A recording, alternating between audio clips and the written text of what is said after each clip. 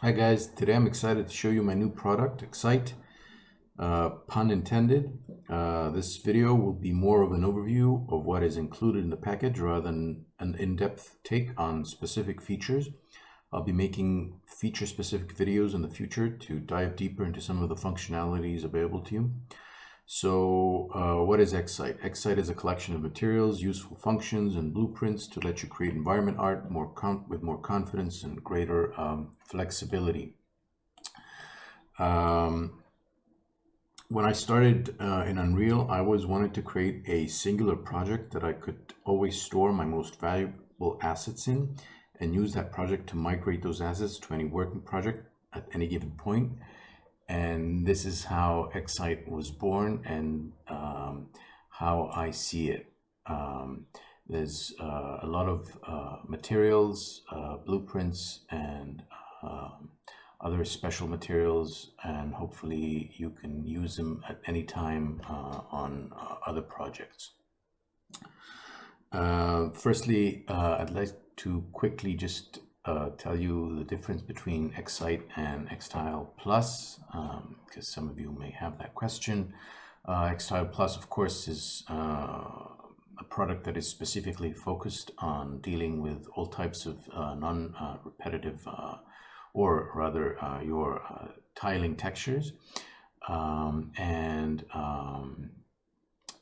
In Exsite, I've distilled the sort of whole of Xtile Plus into two smaller and more manageable functions, material functions that is, that allow you to build more complex materials should you want to. Of course, there's no master material here, so you can't link this directly to the Megascans livelink, but you do have some additional control and masking capabilities in the functions. So there are some slight differences, and of course Exsite comes with the extra blueprints and some other materials that are useful in the creation of environment art.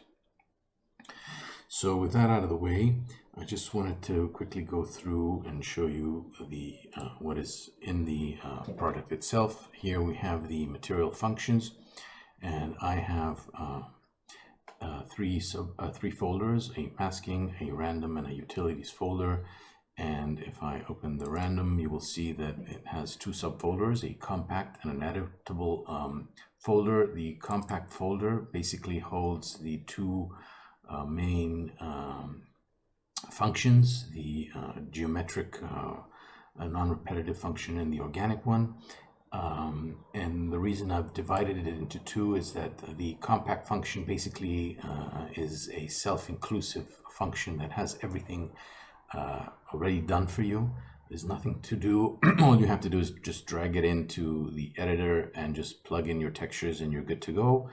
The editable one is a little more involved, but it can be useful if you're creating more complex materials that you need to use two or more of the same function, and this will avoid any conflicting naming conventions, etc.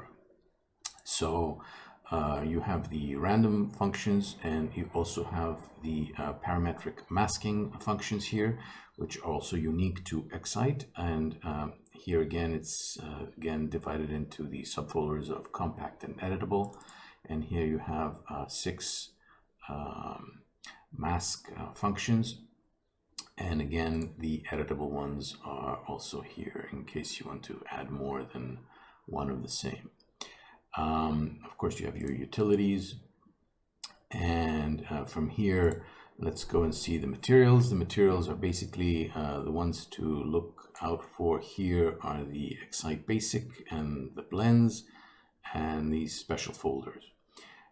In the basic, if I come here and open the folder, you will see that I have two basic materials, the Exsite Geometric and the Exsite Organic. If I open one up, and we can take a quick look, you will see that basically this is basically all you need to create or to deal with the tiling issues on the geometric pattern. So in this, which is the compact, you will see that it's just a very small function that I've put together, and a lot of things happen behind the scenes. You have your textures that you just have to plug in, and you also have non-repetitive masks as well that you can add to the mix. And here on the right in the editor palette, if I come here and just drag the geometric one just to show you in comparison, this is the editable one and this is the compact one, you can see the difference on how they look. Again, this has some parameters that have not been hooked up, and you would have to do it yourselves, whereas this again has everything laid out and ready to go. Same with the organic one, and here are the two instances. If I can open one up, you will see that this is the geometric instance, and all these parameters have been set up. All you have to do is just again drag that function into the editor and just hook up the textures, or just use these material masters and instances that are in the project. Now the blends are what is used, what I use to create the scene, and basically the blends are similar to the geometric ones, but in this case I've added the other or parts of the other functions available in the project, such as the masking and some of the utilities functions. So if I come here and open the geometric blend, you will see that basically the structure is similar in the sense that you have the main non-repetitive function, and here I've added some additional masking functions. You have the dirt and you have the curvature in this case. And just to show you maybe perhaps another one, we can see maybe the wall one, which is a little bit more involved, but again it's a similar sort of philosophy. You just take the main non-repetitive function you want, and you can start adding various other functions inside the material. So with that, let's close this. And so here you have 1, 2, 3, 4, 5, 6, 7, 8, 9, 10, 11, about 12 blends. And here are the instances. There's a lot of instances here. I want to show you the special materials section. The special materials are materials that are useful for creating the environments and have some sort of can be used for effects. Here I have a glass shader. I have the decals. I have some decal shadows. I have a puddle decal. I have a wire mesh, which is basically these window meshes here that I used this parametric sort of way of creating the mesh with a lot of controls. You can find more of this in the XGen product. And if we open it up, you'll see that this is the material. From here, I also want to jump back and show you the blueprints. Here we have the decal scatterer, we have the mesh scatterer, we have the super cloner, and we have the modular builder and the spline mesh. And I'll be showing you a little more on those when we move into the other scene. Exsite comes with two scenes. This is the main scene, of course, where the environment is shown, where I used all the elements in the product to create this environment. I am using a dynamic lighting setup because I feel that it's an easy way to create some lighting without going through the usual process of either baking the light, and even though I do like the result, I find that it is not as flexible. I do like RTX, global illumination, but again, it's not accessible to all, so I kept it with purely dynamic and a purely dynamic workflow. And this is again something that I show you how I did it in the other level, some of my workflow methodology and some tips and tricks on how to achieve this. One of the great things about it, of course, is that you not only get the flexibility of using dynamic lighting, but you also get, or at least you're forced to think about lighting a little more than if you used any of the other methods. And I feel that's a great thing. So back to the project. One of the things that is great about using these non-repetitive functions, of course, is the fact that you have, number one, great flexibility, because you're not worried about repeating the textures, and you also have the ability to create a lot of effects in the material itself rather than using external software to create some of the stuff. And I can show you how some of this works. So for example, if I take the floor, and let's open the floor here, and we can perhaps come up here.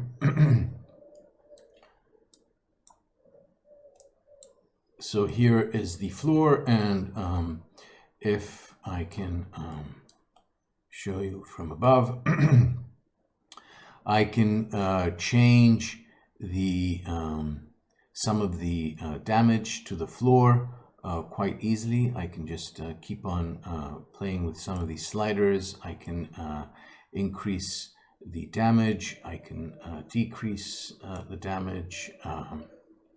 I can change, excuse me, the some of the colors that are on the floor as well. So as you can see, the possibilities are great. I can do the same with the roof, and this is also a cool way to show you how you can control, for example, the light that can come in. I can totally close the roof, and I can also create more and more holes, and I can do that for the other layer, and that is the insulation on top. So everything is controlled in material, which gives me a lot of flexibility to play with, which is great. And the other thing that I wanted to show you is if I come to the floor itself, and I just show you the mesh, and we come to the wireframe, you'll see that this is basically the mesh, which is just basically one plane.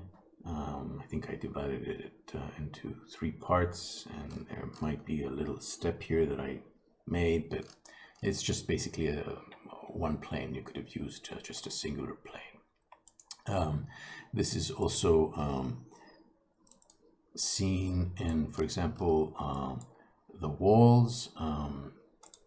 So again, it's quite simple walls. It's just a little bevel around the edges here and around this little indentation in the wall. So the possibilities are a lot, and let's I think that's what I wanted to talk about.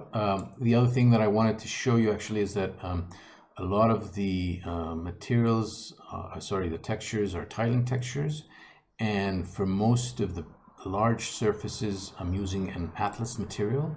So basically it's a 4K Atlas material, so each quadrant is 2K, and I'm using the same idea for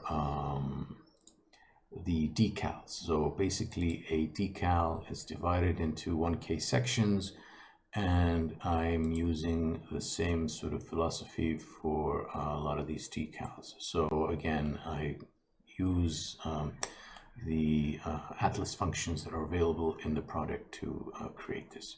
So let's go into the second level in the playground and quickly show you the playground level. This is the level that has all the materials and blueprints in isolation, so you can try them out and see how they behave. On the right side, I have some workflow tips and how I achieved certain effects. And on the left, you can see the actual functions or blueprints working. So here, for example, I have the decal scatterer. Let's see if I can grab it. And here you can basically just increase the amount of decals in a specified space. Here you have the mesh scatterer, and again you can add different meshes, and also you have the ability to add random colors to the mesh. So for example, if I add another color, in this case it's just pure white, and you can see that you can play with this as well to add a randomness. Here I have the super cloner. The super cloner I think I will be doing a specific video for, and you can clone different sort of meshes in rows and columns in different ways, and you also have the ability to use some randomness to each individual parts of the rows and columns setup. You could also use the random function to create groups of clones and clone the clones if it's understandable. So I will be talking about this maybe in another video. Here I have the mod builder, which basically allows you to create modular assets. You have the start, middle, and end mesh that you can add and create your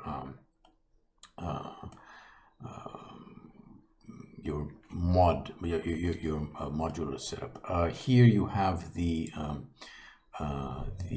spline mesh, and this is a spline mesh where you could add a start, an end, and a spline point mesh at any point along the mesh, and it's very useful for environment creation. Here are the two main material functions. Here we have the geometric pattern one, similar to I think what I showed you in the floor or roof. Here you could, if I come to the random seed, if no one has seen this before, here you could just simply change the seed to change the randomness, and you have a lot of parameters to play with. And here are the masking extra parameters that are available in this function. You also have the ability to use in channel packed textures as well as an Atlas texture setup. Here is the organic one, similar in philosophy, breaks up the organic texture in a way that you can use some of these to apply to different or to large surfaces without worrying too much about any repetitiveness. Here I have another function. Here is the wire mesh, which basically allows you to create all kinds of I'm in the texturing here. So where am I? Shape generation. I can change the tiling of the texture, the shape, the scale, the wires. I can do a lot of things that I want.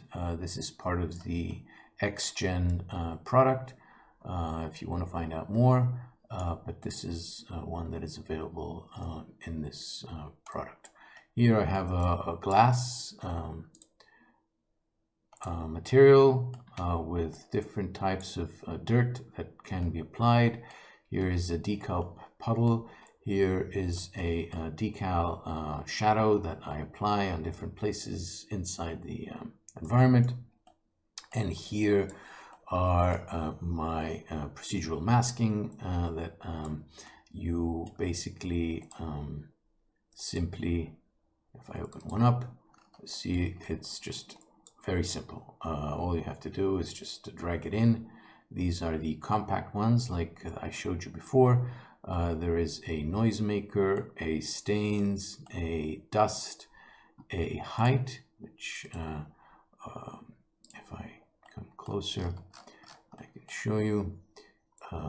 You can increase it, and there is also a break in the masking. Here there is a special decal also that you can apply to the material, and if you hook it up to the non-repetitive function as I did on the floor, you can have some cool effects that you could do as are in the project on the floor, on the wooden floor. Here are also some other functions, and this is basically a positional based random color tint, which is in the utilities functions, and basically it changes the tint of the color of the mesh according to its world position, and which is quite useful. And I also use this in the exactly for the spray cans. So this is a fun thing that you can do, and change the color a little bit on the tint of each mesh using the same material. And finally here you have the curvature of an object that you can apply. Here I have a dynamic curvature, and here is a baked curvature approach, and I also show you how you can achieve that in the workflow tips. And that's it. That's what's in the project. I hope I gave you a little idea on the philosophy and what is inside the project. As I said, I'll make some more featured focus videos in the future. As always, there's always room for improvement and added features that will probably come in the next version. I hope you enjoyed this video, and we will speak next time. Thanks for watching, guys. Bye.